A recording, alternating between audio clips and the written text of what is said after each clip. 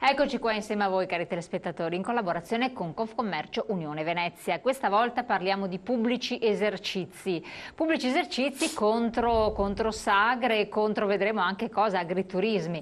Ma in senso vero e proprio ci sono delle possibilità di accordo? Sono così nocive per il territorio o bisognerebbe avere anche una regolamentazione diversa?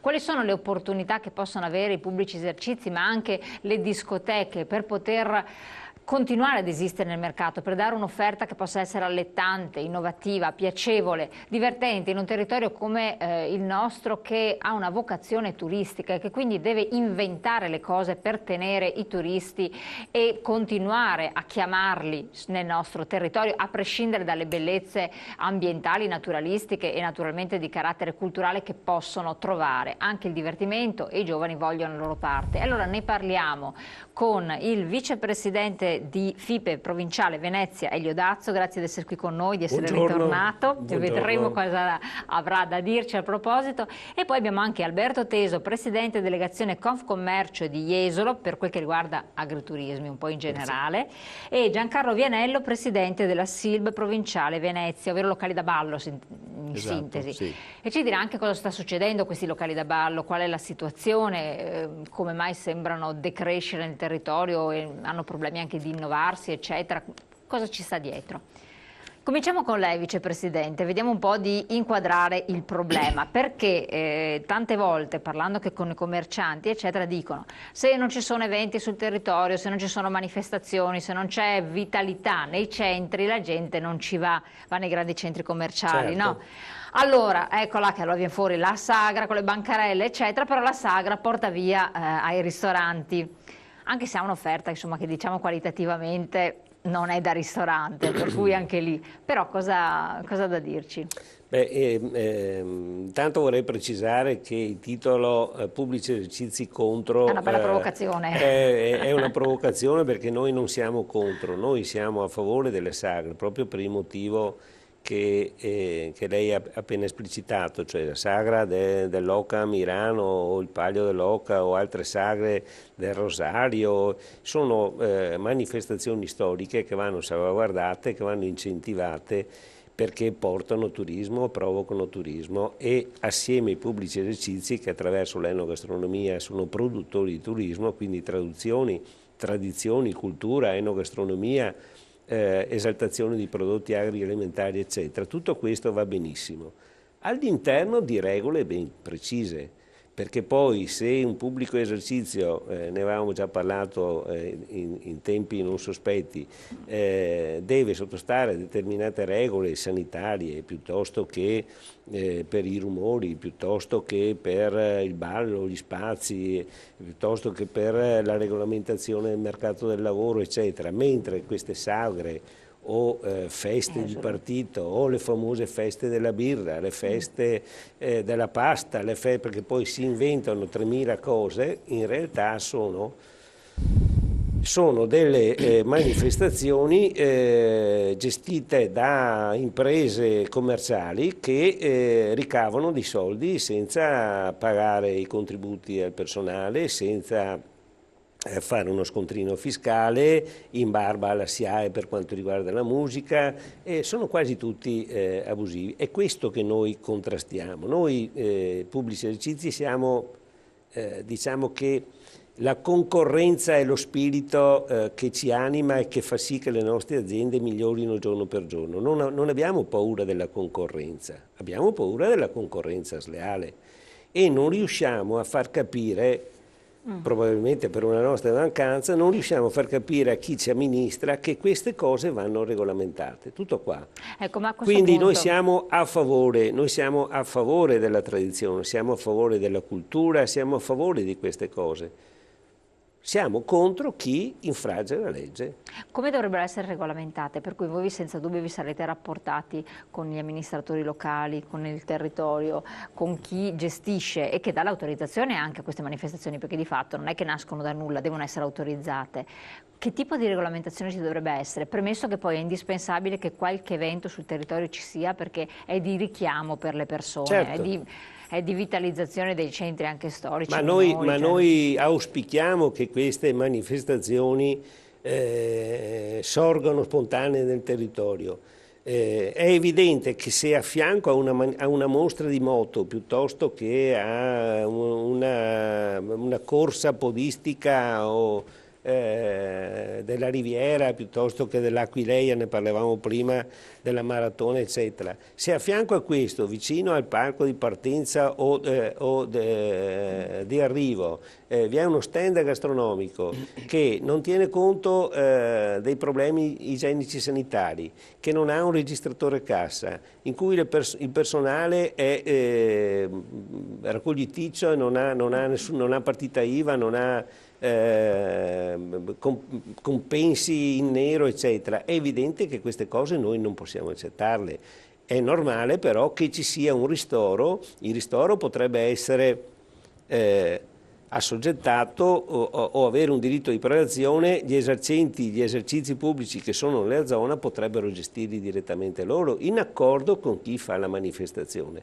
Cioè sono tutte cose che vanno a snaturare quello che è il mercato, perché indubbiamente un servizio di somministrazione ha dei costi fissi, perché ci sono delle regole da rispettare. Se a fianco io ho uno stand che non rispetta le regole, chiaramente avrà dei costi inferiori. È ovvio, anche se l'allettamento enogastronomico sembra che almeno nel nostro paese abbia un grossissimo un consenso, sia un fattore determinante. Questo fa piacere, perché finalmente si rendono conto che assieme alla cultura, assieme al territorio, al paesaggio, alla piacevolezza, assieme allo stile di vita, l'enogastronomia, cioè la ristorazione, la somministrazione di alimenti e bevande, è un produttore di turismo, sia un turismo domestico che un turismo straniero. Cioè, è ormai assodato, non voglio dare delle percentuali perché non le ho in testa e non vorrei dire dei numeri a casaccio, ma buona parte dei turisti vengono in Italia anche per l'enogastronomia. Assolutamente sì. Vengono in Italia perché c'è la cultura, perché ci sono le arti, perché ci sono gli eventi, perché è piacevole, per il mare, per le montagne, per le terme, ma vengono in Italia anche per mangiare. Allora, e noi siamo fortunati perché, ripeto, a fianco, e adesso qua do un passaggio di testimone per i diari di turismo, un assist, perché siamo fortunati perché abbiamo dei prodotti di eccellenza che l'agroalimentare ci fornisce, dei formaggi, le verdure, le carni eccetera, e anche qui però c'è uno snaturamento della cultura della somministrazione, permettendo agli agriturismo di, se non vado errato, hanno fatto l'ultima legge regionale con fino a 200 sedie, 60 letti, delle cose che non stanno né in cielo né in terra. Quindi io direi i pubblici esercizi sono pronti a fare il loro dovere, lo stanno già facendo, non siamo contro assolutamente le sagre in sé, siamo contro la festa, una volta si diceva la festa dell'unità, adesso non c'è più la festa dell'unità, c'è la festa dell'amicizia, c'è la festa, queste feste di partito che poi non si capisce perché debbano esistere in forma così, tra virgolette, di volontariato. I partiti hanno già il loro finanziamento, mi sembra molto importante, nonostante ci sia stato un referendum che vietava. Al di là del partito c'è la festa del gnocco anziché come dice lei, dell'oc eccetera. Ma ci sono volontari proprio, perché io so che ci sono persone che si prodigano, che si dedicano, solo che io vado un po' oltre a dire chi frequenta questi luoghi, a parte ci può essere anche l'appassionato, però c'è anche una questione di carattere, in molte persone che ho sentito, perché per carità io non è che mi diverta tantissimo, ma chi frequenta è un discorso proprio anche di scelta economica. Cioè la famiglia va là con i bambini, con il genitore, eccetera, perché è un modo easy per mangiare. Teoricamente una volta si spendeva veramente poco, adesso si spende secondo me anche parecchio, per spendere comunque meno che non nel ristorante, nella trattoria, poi vedremo il discorso agriturismi. Quindi è anche una questione purtroppo in uno stato di difficoltà di prezzo, perché poi vedi che si prendono solo la vaschetta con il frittino di pesce anziché con un po' di baccalà o il petto di pollo, che cavolo so io, le patatine, Certo. e finisce lì. E quindi non è che fanno il vero e proprio pranzo come veniva una volta, però quel tanto da sbocconcellare in compagnia, perché comunque nel ristorante spenderebbero di più e non possono più permetterselo. No, mi Allora è un problema anche legato... Non sono d'accordo, perché Ecco, ormai... io le chiedo appunto questo Non perché... sono d'accordo, perché ormai i pubblici esercizi già da anni hanno cambiato addirittura gli stellati, dove si pagavano i 200 euro per mangiare, non fanno assolutamente più le selezioni, le degustazioni come si facevano una volta. Hanno capito che c'è crisi, che la gente non è più disposta a spendere, non è che non è più disposta, non ha più la disponibilità di spesa, la capacità di spesa che aveva una volta, e hanno predisposto dei menù a dei prezzi molto accessibili, certo molto alti perché stiamo parlando di stellati, ma anche la pizzeria, ma anche la trattoria ha predisposto dei menù. Una volta, quando si entrava in una trattoria, mangiare un piatto solo, il cameriere ti guardava come un piatto solo. Adesso è normale, uno si siede in un ristorante, ordina un'insalata, ordina un antipasto, non fa più il primo piatto, il secondo, l'antipasto, il dolce, cioè la buffata, tra virgolette. Una volta si faceva, anche perché quando si entrava in un ristorante chi non mangiava completo, diciamo, era un po' un cliente di secondo, chissà perché si usava così. Ormai adesso i clienti sono ben accetti anche se entrano e mangiano un dessert e bevono un bicchiere di vino, cioè c'è la possibilità. Poi le ricordo che per quanto riguarda il mezzogiorno ormai tutti i ristoranti accettano i buoni pasto, e i buoni pasto stiamo parlando da 9 euro a 12 euro un pasto completo, quindi non siamo assolutamente fuori mercato. Forse sono fuori mercato questi signori che danno il baccalà, il più delle volte gestito male perché non hanno i frigoriferi adatti, non possono conservare in maniera corretta. Allora, che se sto profumo su una vaschetta di plastica con un cucchiaio di plastica per mangiare del pesce magari che è surgelato, scongelato, non si sa da dove viene, mentre le nostre fritture sono nei menù, sono scritti provenienza Adriatico piuttosto che, cioè c'è tutta, evidentemente la qualità si paga, ma non siamo fuori mercato, non siamo assolutamente fuori mercato. Diciamo che se io in un ristorante voglio mettere della musica, solo di SIAE spendo qualche centinaio di euro, oltre ad avere tutte le incombenze dei rumori, eccetera. In una sagra chiamano un'orchestra, non si sa se paghino la SIAE, non ci sono problemi per quanto riguarda i rumori, perché se io nel mio locale alle 11:31 faccio rumore, prendo la multa o una denuncia penale per il disturbo delle quote, cioè in una sagra, e insisto, in una manifestazione ex festa dell'unità, suonano fino alle 2, alle 3 di notte, non succede assolutamente niente. Ma la denuncia potrebbe essere fatta lo stesso, perché c'è sempre... Ma guardi, le denunce hanno senso di essere fatte se in quanto poi sortiscono anche degli effetti, ma se sono inutili la gente perde il tempo a fare una denuncia ma non fa niente. Cioè, è questo che non va bene. Noi siamo a favore, è giusto che la gente trovi delle occasioni di confronto sociale, perché poi evidentemente il baccalà alla festa dell'amicizia non è solo il baccalà, c'è anche un dibattito politico, culturale, che è giusto ci sia, ma deve essere fatto nel rispetto delle regole. Cioè, noi siamo uguali agli altri, quindi le nostre aziende, che poi sono quelle che in qualche maniera mantengono anche l'apparato, o una parte di apparato, devono avere delle regole. Noi le abbiamo, le stiamo applicando, e anche gli altri devono avere le stesse regole. Non è possibile, non è assolutamente ammissibile una cosa del genere. Per il momento chiudo. Chiarissimo, chiarissimo. Cosa eccepisce? Le ha dato al primo punto anche l'Assist. Sul turismo sono assolutamente d'accordo. Queste manifestazioni hanno un ruolo importante e non siamo assolutamente contrari, anzi tutto quello che serve ad incentivare e a spingere, diciamo così, l'enogastronomia italiana, la cultura locale è ben accetto, insomma, se è apprezzato per noi va benissimo, chi arriva soprattutto a Jesolo, le nostre località di mare, è sempre ben accetto. La sagra, perché abbiamo parlato della sagra, deve avere però due caratteristiche fondamentali: deve essere tradizionale e deve essere tipica, perché se la sagra non rispetta questi principi di fondo, allora è la festa della birra, allora è la festa inventata per creare un guadagno che in qualche modo si sottrae al controllo sia fiscale sia igienico-sanitario, e crea questa concorrenza sleale che noi non accettiamo. Il principio è proprio questo: la concorrenza è l'anima del commercio, fa bene al commerciante perché è incentivato a migliorarsi e fa ovviamente bene al cliente perché ha la possibilità di scegliere e rivolgersi al commerciante che offre, all'esercente che offre il servizio migliore al prezzo più competitivo.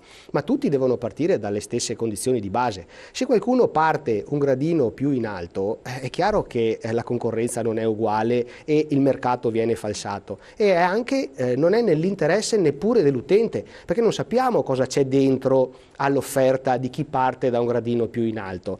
Le sagre di cui abbiamo parlato, gli agriturismi di cui vorrei parlare io, che non sono sottoposti a quei controlli che invece in maniera a volte eccessiva gravano sui pubblici esercizi, cosa offrono all'utente che arriva? Siamo tranquilli, siamo sicuri in ogni caso? Il fatto che la tassazione qui sia molto più agevolata, per usare un eufemismo, rispetto a un pubblico esercizio, è nell'interesse di tutti oppure no? Perché se loro pagano meno tasse, il costo generale per la collettività viene comunque spalmato. Quindi ecco, ma cosa ha spinto ad agevolare in questi termini? Perché all'inizio c'era una ratio ben precisa. Il secondo step, da che cosa è venuto? L'idea è buona, perché l'attività agricola tradizionalmente da noi era un'attività povera, esatto. Quindi è giusto che ci siano delle iniziative. Si voleva un po' aiutare anche il settore agricolo a trovare un ulteriore... Sacrosanto, anch'io se posso vado a comprare il pomodoro direttamente dal produttore, il vino in cantina, e se posso e c'è qualcuno che ha una produzione tradizionale, artigianale, posso anche andare a consumarla sul posto. L'idea è ottima, però l'attività agrituristica è attività accessoria, dice la legge. L'attività prevalente è la coltivazione del fondo, oppure, come dice la legge regionale nuova, anche la piscicoltura, l'iticoltura, eccetera. Sono ipotesi marginali, pensiamo soprattutto all'agriturismo. Ora, è accessorio quello che è minimo rispetto a un'attività maggioritaria. Quando invece vediamo che l'agriturismo ha l'attività di somministrazione con 80 posti a sedere, dove magari si organizzano i matrimoni, e l'attività retrostante agricola è simbolica perché magari c'è un ettaro di vigneto, o per alcune produzioni magari l'ortofrutta ancora meno, perché siccome è attività che richiede più manodopera, allora non è necessario che ce ne sia tanta. E non è con prevalenza di prodotti non c'è più non c'è nessuna prevalenza. L'altro giorno facevamo un esempio proprio in associazione: si pensi, se io volessi comprare casa e all'agenzia immobiliare trovo l'offerta, vendisi appartamento con garage annesso, 100.000 euro. Bene, io penso, se posso pensare all'appartamento, se ha 50 metri quadri l'appartamento, 5 metri quadri il garage, pago 2.000 euro al metro quadrato. Posso pensarci, può interessarmi. Poi magari scopro che il garage è di 50 metri quadrati e l'appartamento è di 5. Pago il garage a 2.000 euro al metro quadrato. Qualcuno qui sta imbrogliando chi vende, ma anch'io che compro forse non sto facendo né il mio interesse né quello della collettività. Posso andare a dormire in garage, sì, ma è pericoloso e è anche vietato perché non ci pago neanche le tasse. Quindi se il garage è accessorio rispetto all'attività, non può essere più grande dell'abitazione, non può essere più grande dell'abitazione. Così l'attività di somministrazione in un'impresa agricola non può essere più importante dell'attività agricola. La legge regionale nuova, la legge 67 del 2012, dice che la produzione agricola utilizzata per l'attività di somministrazione deve essere almeno pari al 50% e per le attività più in difficoltà come quelle montane eccetera addirittura al 25%. Vuol dire che il 75% di quello che usano per darci da mangiare viene comprato fuori. Ma allora dov'è l'attività accessoria all'attività agricola? Dovrebbe essere il contrario: il 75% di produzione dell'azienda e qualcosa comprato fuori, quel minimo indispensabile. Questa non è attività agricola, è attività di somministrazione, di ristorazione. Si capisce che c'è una concorrenza che viene falsata alla radice e alla base. E ripeto, non è nell'interesse né di chi vende ma neppure di chi compra. Certo, torniamo ancora su questi argomenti, poi parleremo naturalmente anche dei locali da ballo. Pubblicità, pochi secondi.